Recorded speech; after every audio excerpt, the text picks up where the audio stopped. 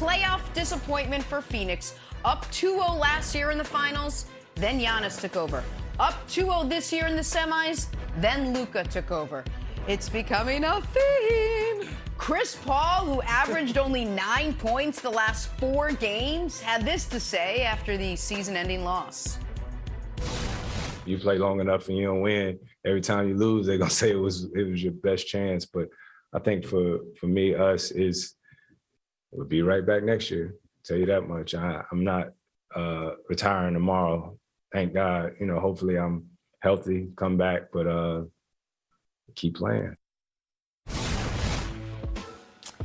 Hey, Broussard, who do you think deserves more blame for the Suns' playoff collapse? Chris Paul or Devin Booker? Well, Jenna, you can certainly argue that Booker had a worse game yesterday. He did statistically. But I put this on Chris Paul mainly. Obviously, when you get beat by, 33, down by 42 in a Game 7 at home, there's a lot of blame to go around. But I would put most of it on Chris Paul, and here's why. First of all, guys, there isn't a Game 7 if Chris Paul doesn't go into a 5-game slump.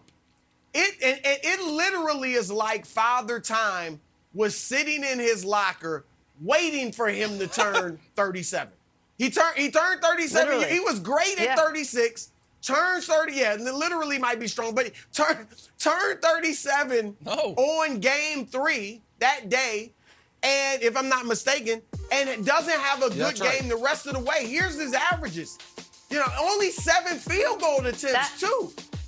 And so if Chris Nick has just one good game, of the 4, they lost 4-5. If he has one good game in one of those losing efforts, maybe they win that and you don't even go to a Game 7. That's number one.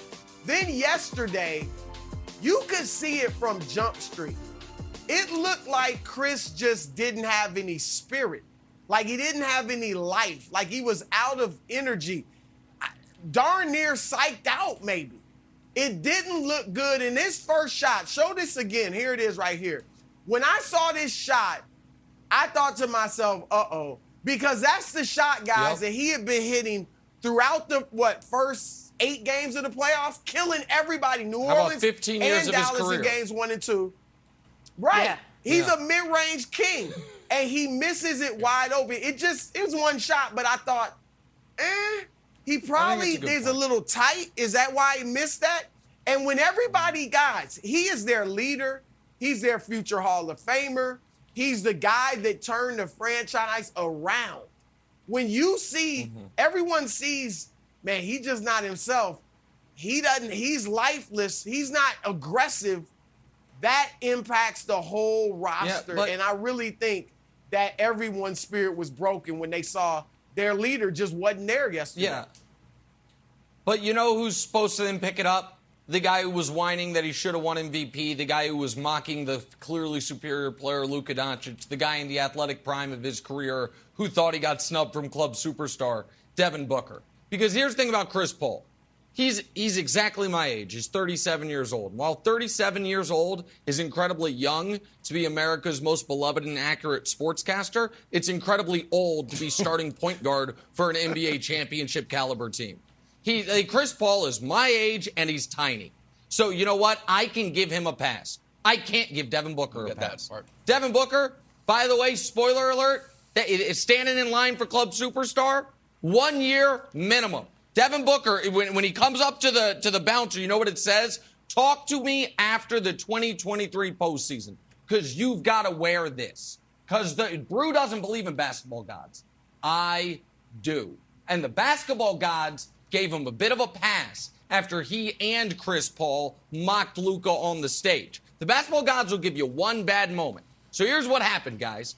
Chris Paul mocked Luka after Game 1, compared him to Theo Pinson. Basketball God said, careful now, Chris.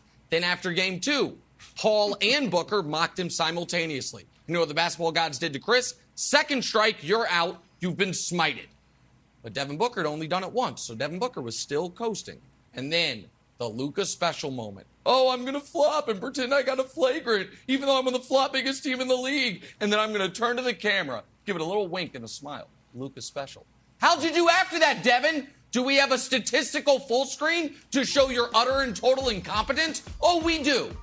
The final 7 quarters. 0% from 3 seems bad. 11 turnovers to 22 points seems incomprehensible. 22% from the field. Sweet Jesus. Wilds, going into this postseason, real question. Booker or Tatum, who you got? Well, Booker's been to a conference final or an NBA finals. Booker's had a 70-point game. Booker finished higher in MVP voting. Booker was the best player on a 64-win team. And then he made a mess of himself the final 2 games while Luka was winking and smiling at him. So, and by the way, it's supposed to play both ways, right? Who was Devin Booker guarding these last 2 games? Who did he shut down? So Chris Paul, because of his age and his size, I can give a bit of a pass. There ain't no pass for Devin Booker here. Bad time for the worst 2-game stretch of his son's career. Okay. Eek. I mean, you're right again. I've got to put this on Chris Paul. I'm going to talk a little bit about Chris Paul, then I'm going to turn it a little bit and talk about Ayton. Here's the thing about Chris Paul. Chris Paul is actually beloved. Not like Nick is beloved, who Nick, I don't know if you caught that, he called himself America's most beloved sports broadcaster. I'm like, okay. Chris Paul actually is beloved. He's great with the media. We love all the State Farm commercials. Been around Chris Paul. He's an awesome guy. He's head of the Players Association for a while. He's just awesome. He had a worse game, the worst 2 games, Broussard, than James Harden did. And James Harden doesn't have the belovedness that Chris Paul does. James Harden, people have pitchforks out for his last 2 games. James Harden's last 2 games, 25 points, 12 combined assists. Chris Paul's last 2 games, 23 points, 8 assists. He played worse than James Harden, who I thought was pouting and not giving it his all.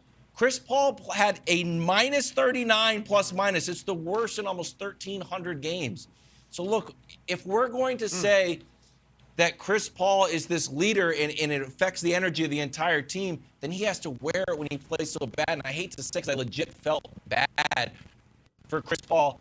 And I even really felt bad for James Harden. So it's this weird Chris Paul is being judged on a different stand here that he's not going to get the criticism that James Harden got. But here's the other take I just want to throw to you. Right. Let's not forget about DeAndre Ayton here. Monty Williams hinted at something weird going on with DeAndre Ayton. Maybe it was a contract thing. He didn't play a ton of minutes. Take a look. DA only played 17 minutes tonight, and so he didn't play most of the fourth quarter. Is there any reason why? Is he hurt or? It's internal. Ooh. Ooh. Sorry, I just thought that was weird. What was your read on that?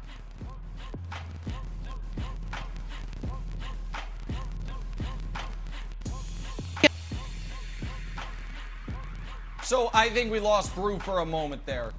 Wilds, my take is I don't know that Ayton's going to be on the Suns next year. He's a pending free agent. But my other take, Jenna, is very simple. Basketball gods again. The guy's taken ahead of Luka Doncic in that draft class. Rough going for him. Not great.